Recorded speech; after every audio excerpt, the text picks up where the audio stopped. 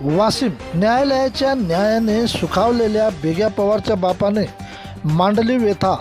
वाशिम रिसोड येथे एका तपासकामी रिसोड पोलिसांनी सन 2011 मध्ये बेग्या पवार याला तपासकामी आणले होते। बेग्याला मारहाण करून कोठडीत झाला मृत्यू झाल्याचे आईवडील सकाळी बेग्याला शोधण्यासाठी शेनगाव पोलीस स्टेशनला रवाना। तेथेच मिळाली बेग्याच्या आईवडिलांना बेग्या कोठडीत मेल्याची माहिती।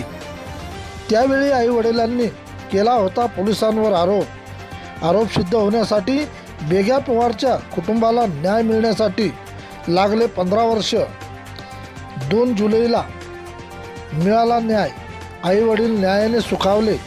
पोटचा गोळा गेल्याने अश्रू अनावर होत असताना सुद्धा त्यांनी प्रसारमाध्यमाला मांडली व्यथा। त्यांना शिक्षा झाली हा भाग वेगळा आहे, पण माझा लाल गेला त्याचे मला दुःख आहे। प्रतिनिधी किशन काळे। काका, आजचा जो निकाल दिलाय हो, कसं वाटतं, कसं बघताय निकालाकडे तुम्ही?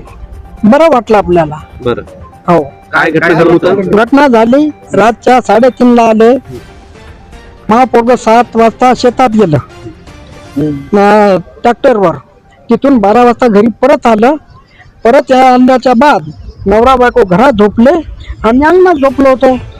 मग जेव्हा आरडाओरडा झाला, आमची सून ओरडू लागली, तेव्हा आम्ही उठलो।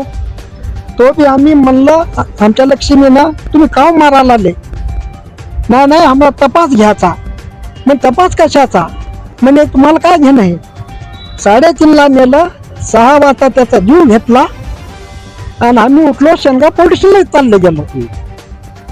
मग आम्हाला माहिती पडत 5 वाजता तिथं शेनगावच्या पिओसन सांगितलं का बाबा बेग्या पवार कोण आहे? म्हणलं माझा मुलगा आहे। तो पोलिसवाल्याच्या माराच्यानं मरण पावला, जीवाच मारला त्याला। मग आम्ही तिथं आलं रिसोडला, त्याला आणलं वासमाकर। किती वर्ष झाले घटनेला? 2011 मध्ये न्याय मिळाला तुम्हाला, कसं वाटतं? नाही आता मिळाला साहेब आपल्याला। काळे साहेबांना म्हणजे आमची फार चांगली व्यवस्था केली.